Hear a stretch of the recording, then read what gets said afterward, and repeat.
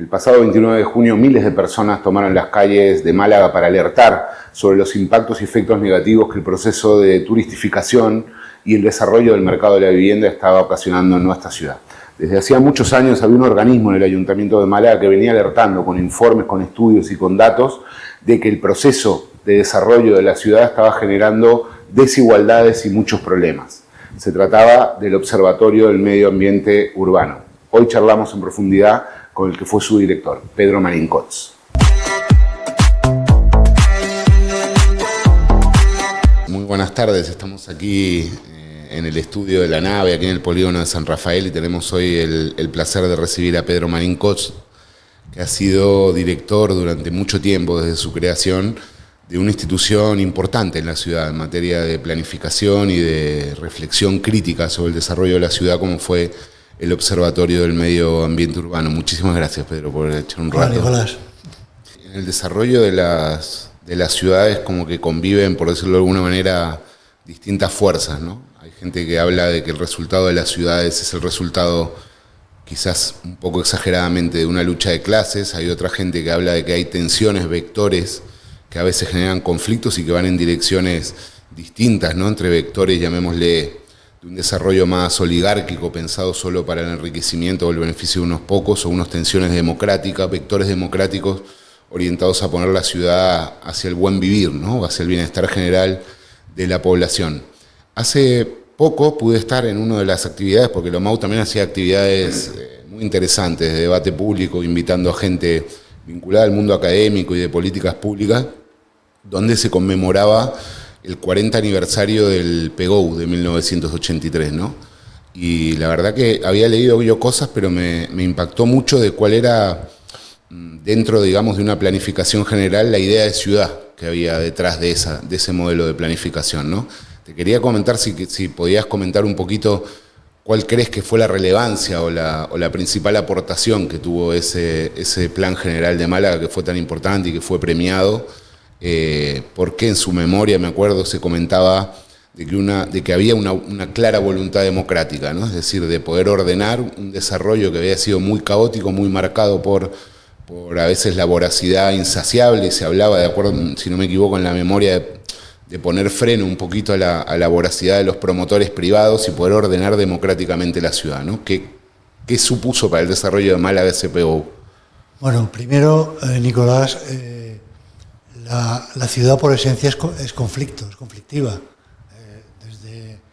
Desde hace varios milenios, ¿no? Pero por remontarnos a la ciudad del Renacimiento hasta aquí, la ciudad siempre ha sido un elemento conflictivo, de intereses contrapuestos a veces, ¿no?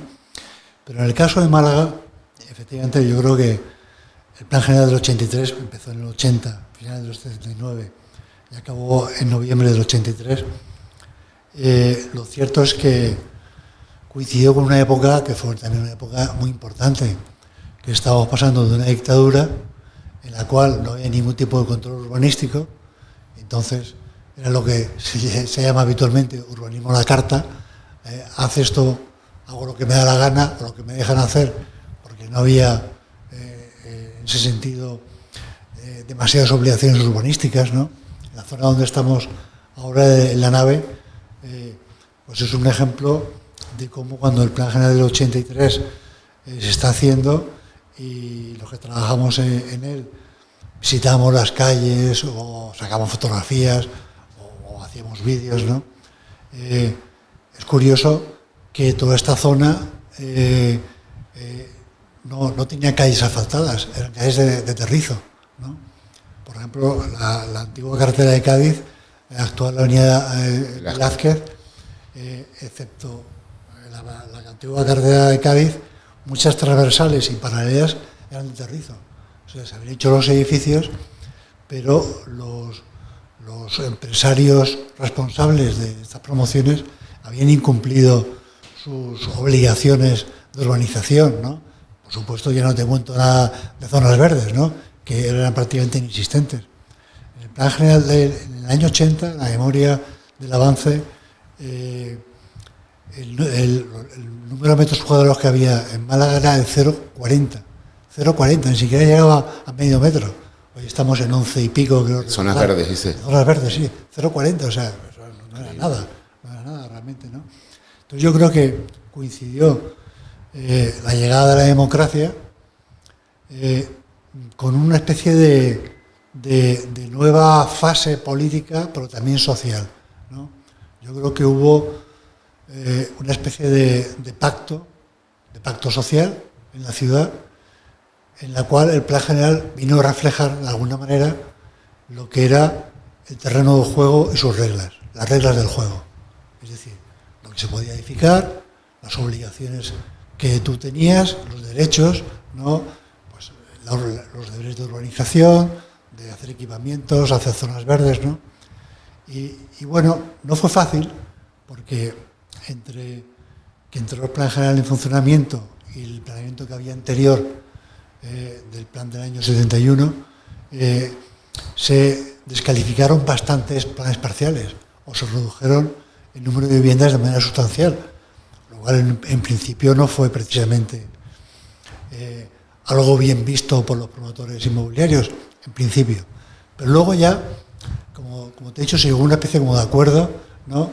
Y bueno, y este acuerdo social que yo puedo llamar, o contrato social, acuerdo, como lo quieras llamar, duró varias décadas, ¿no? En el sentido de que todo el mundo sabía cuál era su sitio y cómo interactuar en una economía de mercado, pero con un carácter social relativamente, creo que importante, ¿no?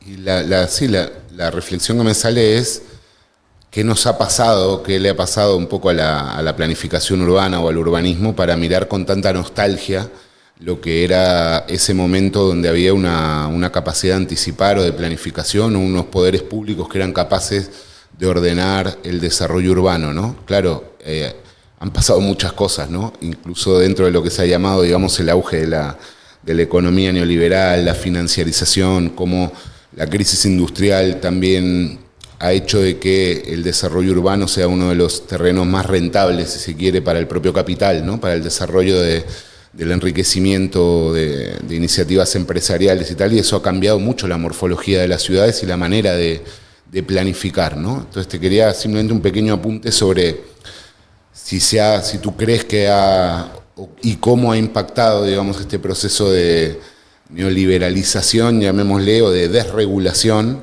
o de retirada o reacomodo de los poderes públicos en el desarrollo urbano, ¿no? Porque después de eso operó y funcionó durante un tiempo, pero sí que se han dado, digamos, procesos de mucha desregulación o de caos urbanístico, como lo podamos llamar, ¿no? ¿Qué balance hace? Sí, bueno, yo creo que no es una cuestión solo de Málaga, ¿no? Yo creo que es un tema en general, ¿no? Sí.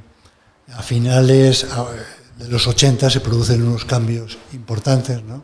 Ya en Estados Unidos y en Europa, en unos países de Europa ya se había producido, ¿no?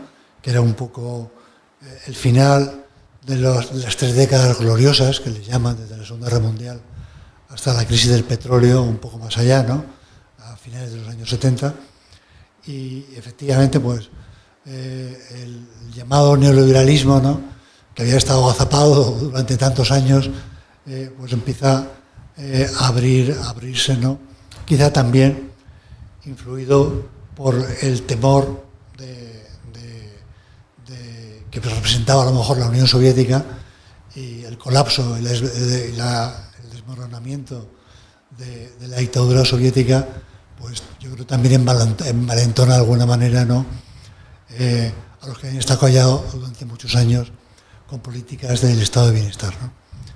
Entonces, creo que es un tema global, ¿no? Pero yo creo que eso afecta a muchas ciudades y en el caso de Málaga también es patente, ¿no? Quizá en Málaga puede ser en algunos puntos más extremo, como luego veremos con el tema de la masificación turística, ¿no? Que en otras ciudades han sido un poco más comedidos, ¿no? Pero efectivamente yo creo que es una cuestión que afecta a muchas ciudades. Es muy difícil de mantener un cierto equilibrio porque los conflictos se agudizan, ¿no? Hay intereses contrapuestos, ¿no? Y bueno, han pasado 40 años, desde los años 80, y yo creo que más que mirar con melancolía, ¿no? Deberíamos mirar buscando instrumentos y formas de trabajo nuevos, ¿no? Porque evidentemente estamos en el año 2024 y la sociedad es muy diferente de la de hace tantos años, ¿no? Las formas, las costumbres son diferentes, ¿no? Yo creo que una de las cuestiones en las cuales más ha triunfado la economía neoliberal es precisamente en que se han aprendido estupendamente a Antonio Gramsci, ¿no? En el sentido del que el concepto de hegemonía cultural lo han estudiado muy bien y lo han adaptado muy bien a sus recursos, ¿no? Se ha hecho sentido común, de algún modo, el sentido común neoliberal. Sí. Entonces, efectivamente, aunque tú tengas 1.000 euros o 1.100 euros de sueldo, o el salario mínimo, cerca de 1.200 euros al mes, eres capaz de comprarte un iPhone que cuesta 1.400, ¿no? Y bueno, y dejarte llevar por esa imagen de belleza que tiene este teléfono, ¿no? Y eso como muchas cosas, ¿no? Cuando el Málaga subió a segunda división hace una semana, estaba el parque lleno de gente, ¿no? Yo decía, joder, me gustaría ver tanta gente también alegrándose de que el Málaga haya subido a segunda, pero también alegrándose de poder reivindicar una vivienda. Bueno, ahora hablaremos de eso, pero en cantidad, ¿no?, de gente estuvo más o menos. Ahora hablaremos un poquito del 29J. Pero realmente es importante, ¿no? Sí. O sea, el conflicto, siempre ha habido conflictos en la ciudad. Hubo una época de un contrato social, un pacto social, que yo creo personalmente que se perdió ahora unos 10 o 12 años, ¿no? Y creo que sería motivo de recuperarlo, ¿no? Recuperarlo porque para recuperarlo creo también es importante contar con todos los sectores de la sociedad, ¿no? O sea, los principales partidos políticos, ¿no? Porque no olvidemos que la agenda urbana de 2015 o el plan del clima de 2020 fueron aprobados por los 3 partidos políticos, o los 4 partidos políticos principales. Entonces, ¿no? El Partido Socialista, el Partido Popular, entonces Izquierda Unida, Podemos y también Ciudadanos, sí, en 2020, ¿no? Sí. Entonces, realmente yo creo que recuperar eso sería importante, como también lo sería para atajar la gran crisis de la vivienda que estamos viendo actualmente, ¿no? Yo creo que recuperar esas formas sería importante, aunque evidentemente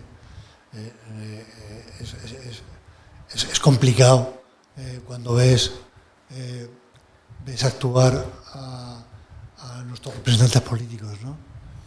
Y como ahora luego veremos en el tema de la vivienda, sí, el fiasco tan grande que ha supuesto los gobiernos del Partido Socialista y del Partido Popular en estas últimas décadas, ¿no? Porque tanto a nivel estatal como autonómico como a nivel local realmente hemos dejado escapar situaciones que ahora estamos viendo que casi son irreversibles, ¿no? Sí, yo creo que si hablábamos de que de alguna manera ese tipo de pactos, de grandes pactos sociales, son el resultado de un equilibrio, llamémosle, de distintos vectores o de distintas fuerzas para intentar buscar una salida común.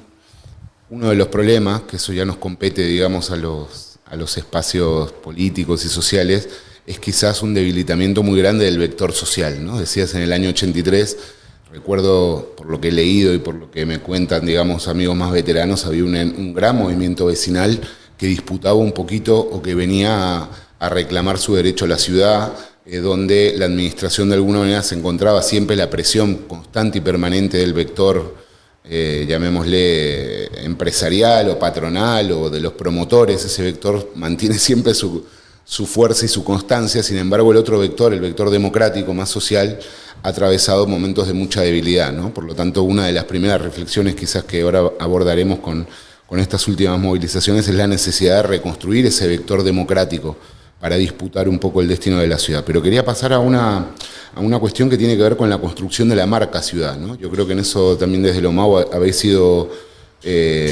bueno, lo habéis visto por dentro, por decirlo de alguna manera, una estrategia de desarrollo, la apuesta por un desarrollo de la ciudad que ha pasado mucho por el branding, ¿no? Por la construcción de la marca Málaga como forma de atracción de inversiones, de colocación, llamémosle, de la ciudad como gran destino turístico. Un poco te quería preguntar una primera reflexión sobre eso, ¿no? Ha habido algunos aportes críticos que me parecieron interesantes de, bueno, gente como Rogelio López Cuenca, sobre la picasización, y que él denunciaba que dentro de esta estrategia, si uno rascaba mucho, en el fondo también había grandes negocios rentistas o inmobiliarios que jugaban un poco con revalorización del suelo en determinadas zonas de la ciudad. Bueno, un poco sobre la estrategia de marca, ¿no? Porque yo creo que una de las cuestiones que asenta o que presenta como un gran logro el actual equipo de gobierno, que ya lleva unos cuantos años como equipo de gobierno, es haber puesto Málaga en el mapa, ¿no? Entonces, dentro de la ambivalencia, porque yo creo que es ambivalente, no es ni negativo ni positivo, tiene aspectos de ambos lados, ¿qué reflexión haces, visto un poco en perspectiva de eso, de esa estrategia? Cuando tú, Nico, hablas del OMAO, hablamos en pasado, ¿no? Porque sí. El OMAO ya es un pasado mío, ¿no? Sí. Ahora estoy en el Instituto de Estudios Urbanos y Sociales, ¿no? Y seguimos haciendo cosas de tipo académico, disciplinar, ¿no? Bueno, nosotros cuando estaba en el OMAO, los temas de branding de ciudad, ese tipo de cosas, la verdad que no entramos mucho en eso, ¿no? Nosotros estábamos más dedicados a los temas urbanísticos, ambientales, temas sociales, ¿no? Y lo que sí te puedo decir que durante muchos años Málaga fue muy conocida a nivel europeo porque lideramos muchos proyectos europeos de primer nivel. Antes hemos hablado de los indicadores de la agenda urbana. Era la ciudad europea que tenía posiblemente los mejores indicadores, ¿no? Fruto de un trabajo de muchos años, ¿no? Y bueno, no estábamos tanto en la cuestión de la ciudad de moda, ¿no? No es un tema académico el promocionar una ciudad de moda, ¿no? En ese sentido, pues a lo mejor otros departamentos municipales llevan más esas cosas, ¿no? Pero no era una cosa en la cual estuviéramos nosotros implicados, ¿no? Otra cosa es lo que yo pueda pensar del concepto de ciudad de moda, ¿no? Ciudad de moda, ¿qué significa? ¿O para qué? ¿O para qué es? ¿No? Yo, por ejemplo, hay una ciudad que me gusta mucho que es Lyon, en Francia, cerca de Suiza, ¿no? Una ciudad que tiene una población parecida a la de Málaga y tiene unos componentes industriales y turísticos bastante equilibrados, y tiene un nivel de vida importante, pero ellos han hecho hincapié en su modelo de ciudad como una ciudad equilibrada, ¿no? Pero con un respeto importante hacia su población, ¿no? Y creo que Málaga, en ese sentido, ha hecho un esfuerzo muy grande por atraer inversores, por captar desde la página web a nómadas digitales, incluso para orientarles a buscar vivienda, ¿no? Ese tipo de cosas, ¿no? Y creo que en el camino se ha dejado un poco a la población de la ciudad, ¿no? Sabemos por los datos que teníamos antes que facilitaba el OMAO que entre el año 2015 y 2020 o 2021 cerca de 40.000 personas de entre 25 y 40 años y entre 0 y 10 años, que habitualmente son los hijos de los primeros, se fueron de la ciudad de Málaga hacia el área metropolitana o hacia otras ciudades españolas con una gran preferencia por Madrid, ¿no? También sabemos que la gente que se va se compensa con la gente que llega, ¿no? Pero la gente que llega, por lo que sabemos, por los datos que tenemos, un componente importante provienen de África, de Marruecos o el África subsahariana, o de Sudamérica, ¿no? Entonces, a veces se habla de milagro de Málaga, que ciertamente en muchas publicaciones españolas o internacionales se repite la palabra, ¿no? Pero realmente ese milagro, si lo vemos con los datos en la mano, pues yo no acabo de verlo, porque Málaga sigue siendo uno de los territorios de un nivel de renta familiar disponible más bajo de toda España, un índice de desempleo ciertamente todavía muy alto, ¿no? Y bueno, hemos pasado en pocos años de tener unos precios de vivienda, no voy a decir asequibles, pero bueno, tolerables, ¿no? En el espacio de 7 o 8 años han pasado a ser unos precios de vivienda, tanto en alquiler como en compra, totalmente inasumibles por la población local, población de Málaga, ¿no? Eso realmente ha supuesto una quiebra de la estructura social de la ciudad, ¿no? Y que mucha gente se pregunte, ¿cuál es mi futuro? ¿Voy a buscarme aquí trabajo? ¿Tendré aquí algún día un hogar? ¿O me tendré que ir a otro sitio a buscarme la vida, ¿no? Y entonces realmente ese proceso social, que es doloroso, es un contraste importante con la ciudad de moda.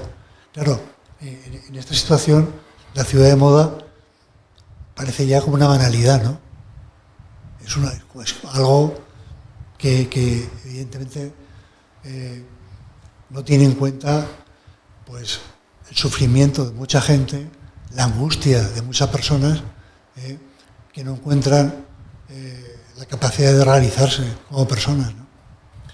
Sí, me estaba acordando justamente de Gramsci, ¿no? Por esta idea de cómo se consigue hacer creer a que el interés de unos pocos es el interés general, ¿no? Entonces, cuando uno dice qué bien que va Málaga, Málaga va como una moto, Málaga va como un tiro, la pregunta pertinente siempre es ¿para quién, no? O a quiénes. Pero se ha conseguido de que evidentemente hay gente a la que le está yendo muy bien, pero que esa disputa hegemónica es justamente el problema, es que parece ser que como le va bien a unos pocos, hay una percepción generalizada de que nos va bien a todos, o que les va bien al conjunto de la ciudad con eso, ¿no?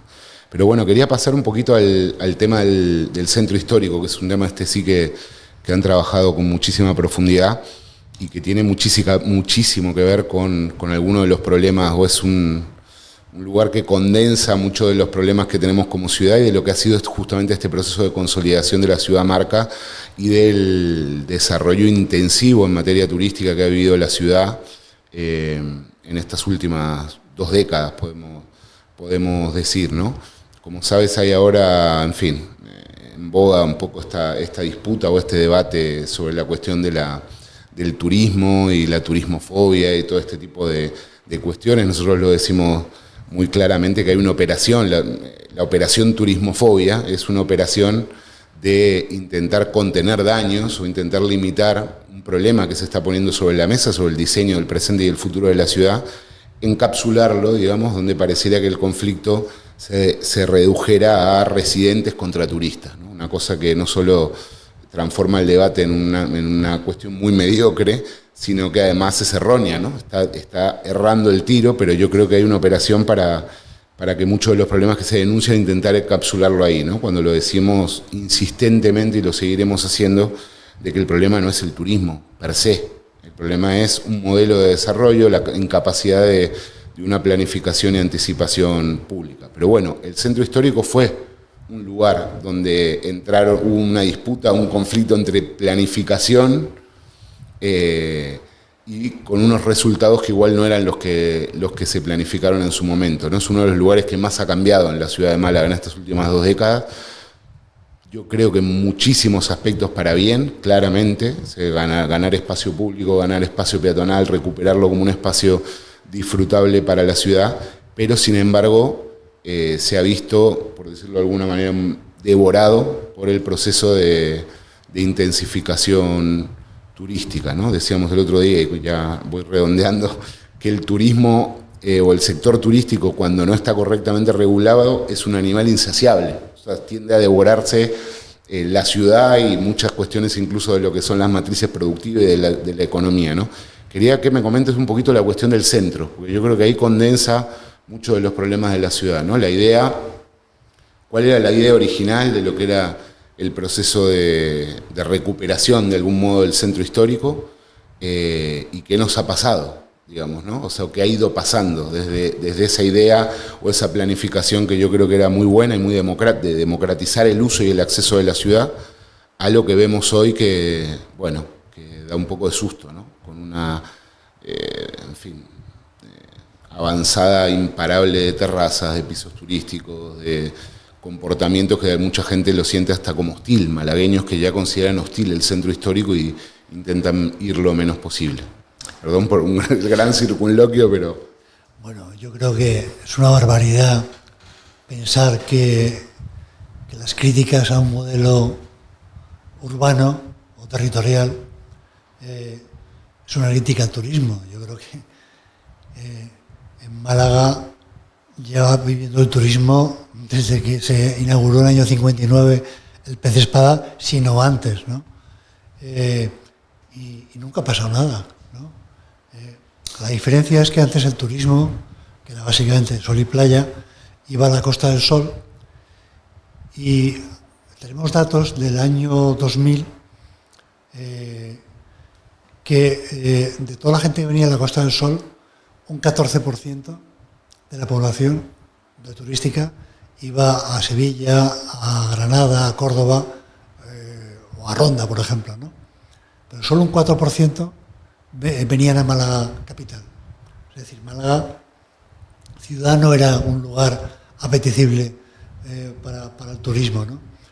Y eso fue cambiando a partir del PEPRI del año 90 y sobre todo del Plan Urban del año 94. Que fue el Plan Urban, fueron ayudas europeas del FEDER, que de manera ininterrumpida, desde el año 94 hasta ahora, ha estado teniendo la ciudad, ¿no? Y ha supuesto pues, una importante inversión para modernizar un centro histórico que ciertamente en el año 90 estaba hecho un asco, ¿no? Prácticamente desde mitad de los 60 no se renovaban calles, infraestructuras, había una población envejecida con bajos recursos económicos, ¿no? Y bueno, pues incluso por la noche pues había zonas que eran un tanto inseguras, ¿no? Bien, todo eso ha cambiado de manera radical y eso es una cosa muy positiva.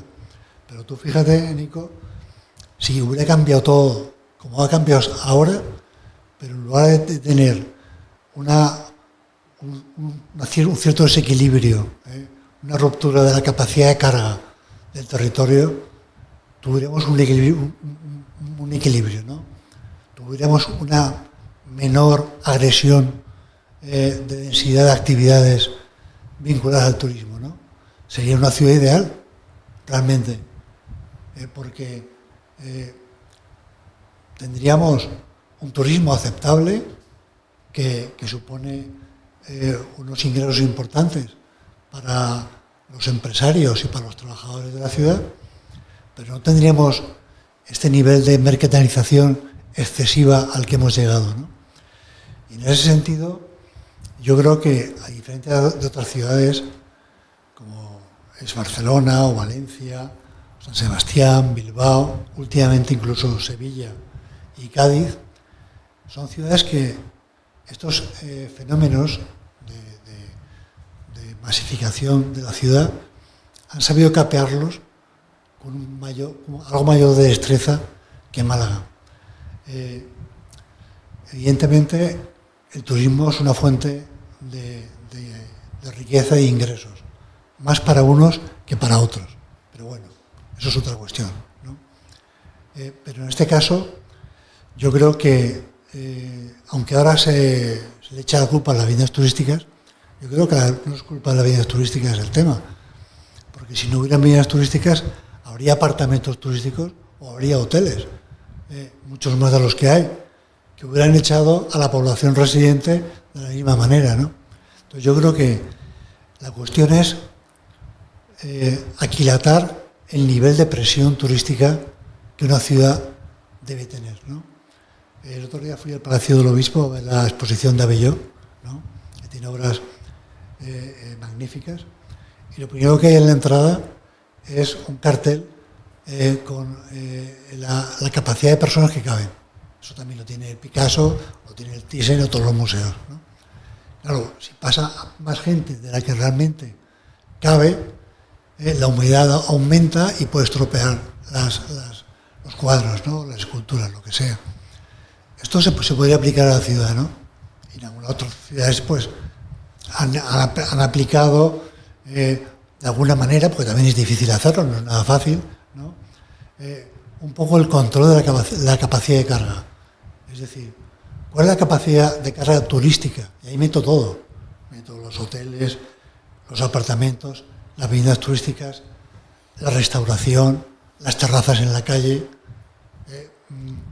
Si hemos, por ejemplo, urbanizado y peatonalizado una calle, no es para llenarla de sillas y de mesas, sino es para que la gente pueda caminar de manera tranquila. Está bien tener terrazas y mesas, pero creo que en el caso de Málaga el nivel de densidad es muy grande, es mucho mayor que el que tiene, por ejemplo, Valencia o el que tiene Barcelona, ¿no?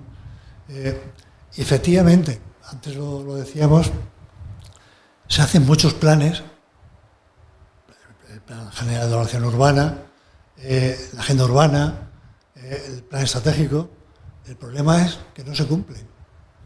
El problema es que hemos tenido y tenemos todavía unos instrumentos teóricos con unos objetivos y unas metas muy interesantes, pero nos hemos ido desviando de ellos, ¿no? Entonces, por eso decía antes la necesidad de un consenso para recuperar esa cuestión, ¿no? Y es, yo creo que ahora mismo, el kit de la cuestión de la Málaga de los próximos años, ¿no? Dejarnos de vender historias, que la mayor parte de las cuales no son ciertas, y bajarnos un poco más a la realidad. La alcaldesa de Valencia hace poco anunció, y eso que el Plan General de Valencia ha estado controlando bastante el tema de los usos turísticos, anunció una moratoria para viviendas turísticas. Sevilla está pensando hacer algo parecido. Yo creo que la moratoria debería ser para todas las actividades turísticas, no solo para viviendas turísticas. Que si piensan aquí como las malas de la película, ¿no? Yo creo que la presión es global, ¿no? Por un lado. Y por otro lado, la alcaldesa de Valencia, como decía, también ha anunciado la prohibición de la llegada a Valencia de megacruceros a partir de enero de 2026, ¿no? Porque ha llegado a la conclusión de que lo que aportan a la ciudad es muy poco, ¿no? Porque casi todo lo consumen dentro del barco y todo lo más pues se toman un helado o se compran una botella de agua o algo más, ¿no? Pero realmente no supone. De hecho, aquí en Málaga el ayuntamiento ha intentado, cuando llegan cruceros los fines de semana, convencer a muchos comercios de que abran, pero claro, no abren porque no les es rentable, porque los cruceristas se gastan muy poco dinero en eso, ¿no? Sí, ahí vuelven a aparecer los elementos vinculados a lo que hablábamos con la cuestión de los indicadores, ¿no? De qué indicadores se dota un gobierno para medir cómo va la ciudad, cuál es el desarrollo, o para intentar leer que una ciudad va bien. ¿Sobre qué base nos vamos a basar para eso? Te comento esto porque vamos a presentar una iniciativa que ya la habíamos presentado varias veces, ya nos toca a nosotros presentar una y otra, pero claro, el rodillo de las mayorías políticas, por eso es tan importante el fortalecimiento del vector social para ayudar a empujar y a disputar la orientación de la ciudad, tiene que ver con la falta de indicadores, tú lo sabes muy bien. A nosotros a día de hoy, por ponerte un ejemplo, no nos han podido explicar de forma concreta, y en el caso de Málaga, cuál es el impacto medioambiental que generan los cruceros de la ciudad.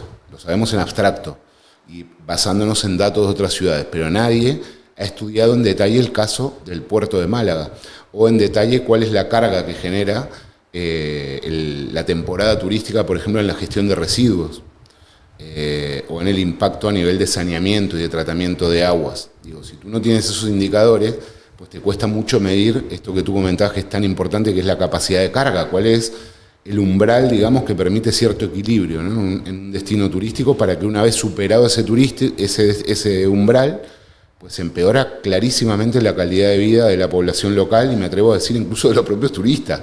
Pero bueno, en relación con eso, la cuestión, te quería comentar el tema de las viviendas turísticas, que como bien decías estaba como en auge. Yo creo que está en auge porque representa quizás el lado más salvaje de la cuestión. El ámbito más desregulado, el ámbito, digamos, que se ha ido desarrollando con muchísima permisividad, sin apenas regular. Es como la economía a veces funciona así, ¿no? Se va desarrollando y detrás van los poderes públicos intentando poner orden, pero que en este caso no ha habido ni voluntad de poner orden, por lo menos por ahora en la ciudad de Málaga, generando situaciones de absoluto caos en la proliferación. Estuvimos, en fin, conversando también con lo que es el sector del empleo en este sector, que es una cosa, en muchos casos, neoesclavista directamente, ¿eh? Gente sin papeles, sin contrato, sin convenio, en fin, posiciona la propia estructura del sector económico, ¿no? Pero es un tema sobre el que Lomau ya había alertado, ¿no? Hace mucho tiempo, ¿no? De que la explosión de las viviendas turísticas sin una correcta regulación podía tener una serie de impactos o externalidades negativas sobre la ciudad. Te quería pedir qué era lo que ustedes ya señalabais hace tiempo, ¿no? En relación a lo que se ha demostrado. Sí, bueno, yo creo recordar que empecé a escribir ya en 2005, en la primera edición de Viva la Calle, que luego tuvo una segunda en 2010, y hace poco, repasando estos libros, vi que tenía un capítulo dedicado al tema del turismo, ¿no? Y a la necesidad de regular o calcular la capacidad de carga, ¿no? Evidentemente, como tú decías, si no tienes datos y no tienes indicadores, pues poco vas a saber de por dónde va la cosa, ¿no? Bueno, igual no quieres tener datos para no mirar, ¿no?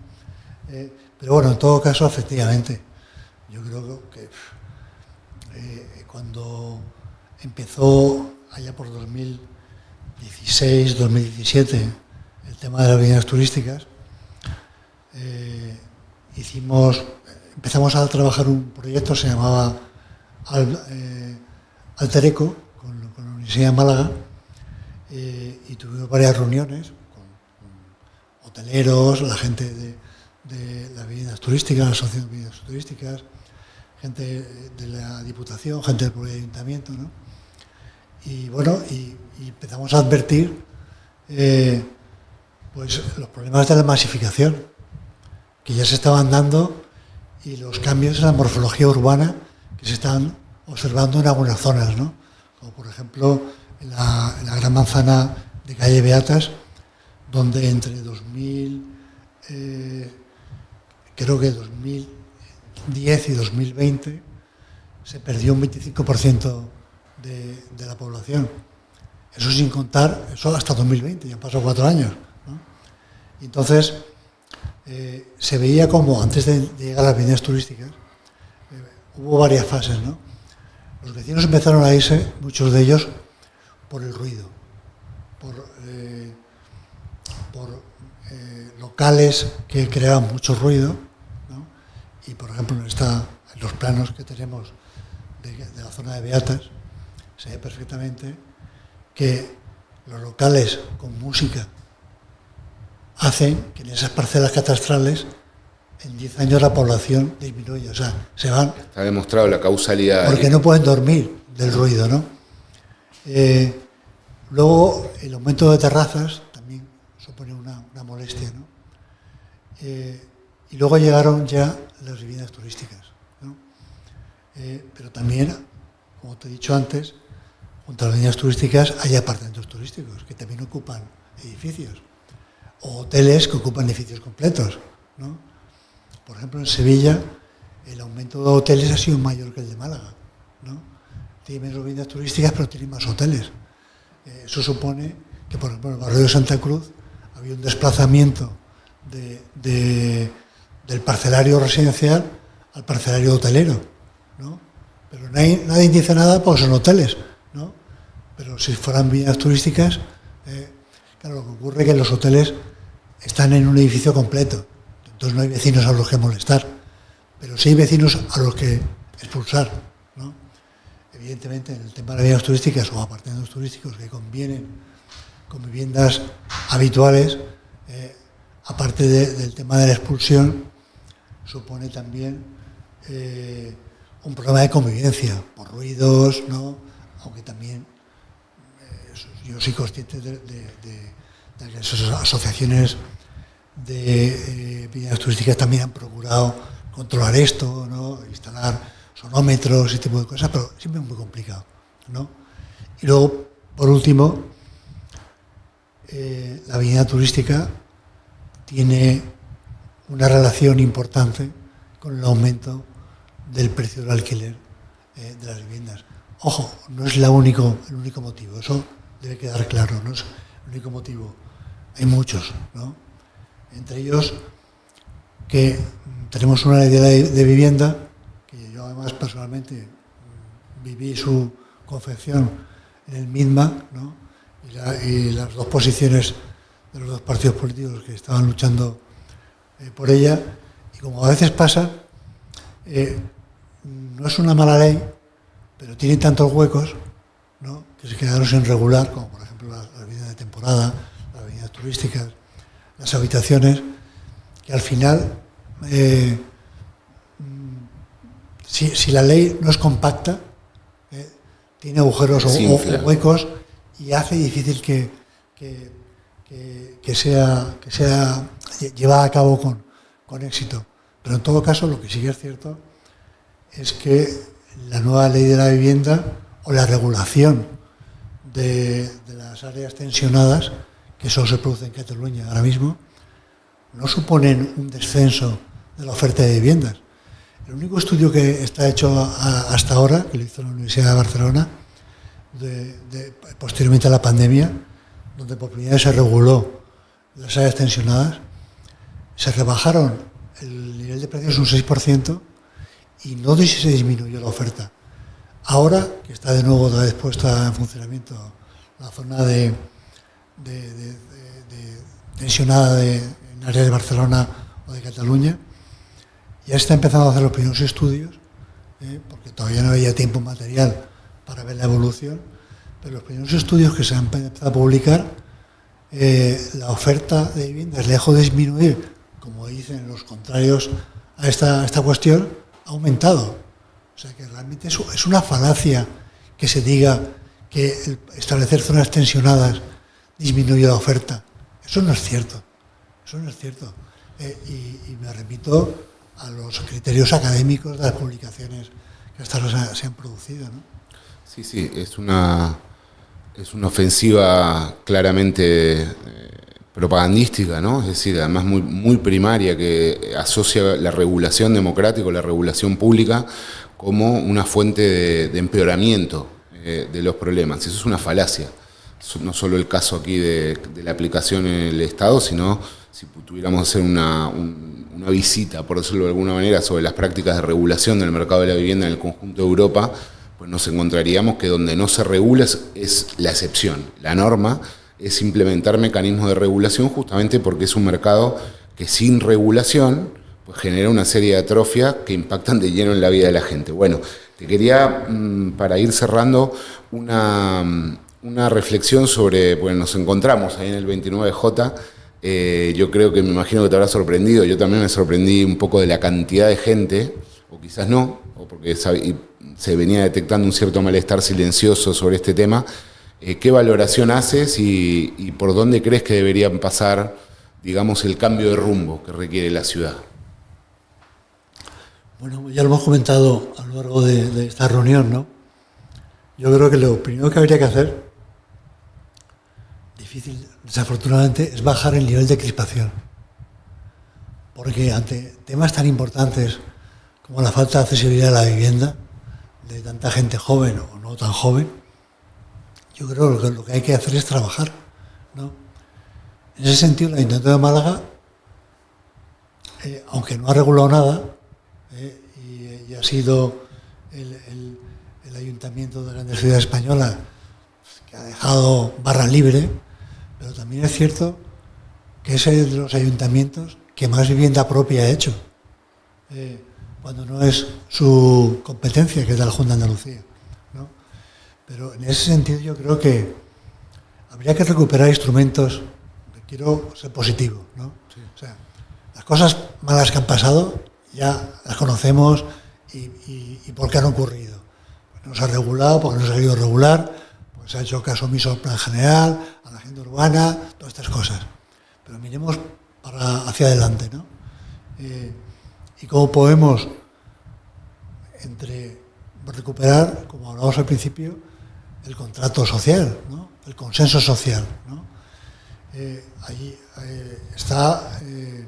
Hay formas de participación ciudadana en el ayuntamiento, ¿no? Está el Consejo Social, ¿no? Que a veces han hecho mesas de trabajo, ¿no? Pues a lo mejor no estaría de más montar una mesa sobre estas cuestiones, ¿no? Y que en lugar de que la gente chille, ¿no? Hable con datos en la mano, ¿no? Con tranquilidad, de manera armoniosa, si es que esto es posible recuperarlo, ¿no? Y yo creo que todo el mundo está por esa labor. Los empresarios de la hostelería, de los hoteles o de las viviendas turísticas, yo creo que son los primeros interesados en definir el campo de juego, las reglas del juego, porque de esa manera todo el mundo sabe lo que puede hacer, ¿no? Y no estás con incomodidades de decir, bueno, invierto y a ver si invierto y luego esto lo pierdo, ¿no? Es también muy razonable, ¿no? O sea, yo creo que es recuperar un consenso que se ha perdido, ¿no? Muchas gracias, una larga conversación. Muchísimas gracias, esperemos que podamos repetir. Estupendo, Nico. Gracias. Muy bien. Bueno.